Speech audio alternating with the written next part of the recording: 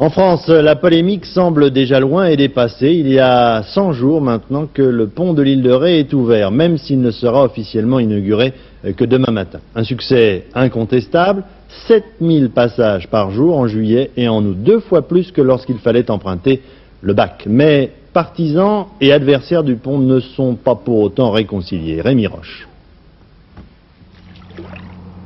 Ils étaient 6 bacs qui assuraient 16 heures par jour la liaison avec l'île de Ré. Courte traversée, 20 minutes, mais en saison jusqu'à 7 heures d'attente avant de pouvoir embarquer. Autre inconvénient, les bacs s'arrêtaient la nuit. Quant à leur exploitation, elle accusait un déficit annuel de 17 millions de francs.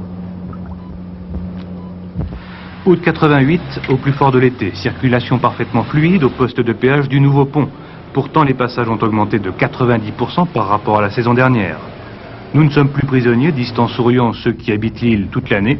Et pour le président du Conseil général de Charente-Maritime, ce pont est une victoire personnelle face à ceux qui l'ont combattu au nom de la défense de l'environnement. Je suis aménageur de profession et je suis convaincu que la nature est spontanément hostile et que c'est l'homme qui a vocation et qui a réussi dans cette vocation. C'est l'homme qui a vocation à aménager le monde pour son meilleur bien-être. Alors je crois que ce pont fait partie des aménagements qui assureront plus de bien-être à ceux qui le desservent. Des voitures par milliers, des navettes incessantes de bus, on n'avait jamais vu autant de monde sur l'île. Les commerçants sont ravis mais prudents en se demandant si, une fois les estivants repartis, leur clientèle habituelle ne préférera pas aller faire son marché sur le continent. De leur côté, les antipontistes n'ont pas désarmé, ils dénoncent les aménagements routiers qui ont été faits afin d'éviter les embouteillages monstres de l'été, mais surtout, ils redoutent l'arrivée en force des pavillonneurs sur des zones encore préservées aujourd'hui.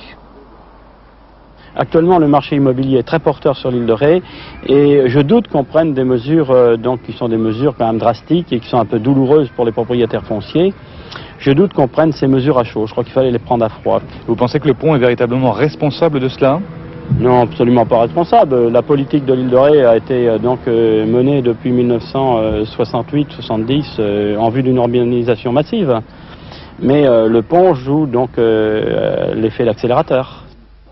Toutes les mesures nécessaires ont déjà été prises, rétorquent les pouvoirs publics, non seulement afin d'éviter l'urbanisation sauvage, mais également pour préserver les activités traditionnelles de l'île et du même coup y maintenir une véritable vie sociale toute l'année. Le pont permettrait alors à l'île de sauver son identité, fragile, tout en s'ouvrant au plus grand nombre. Pari difficile, on ne tardera pas à savoir s'il pouvait être tenu.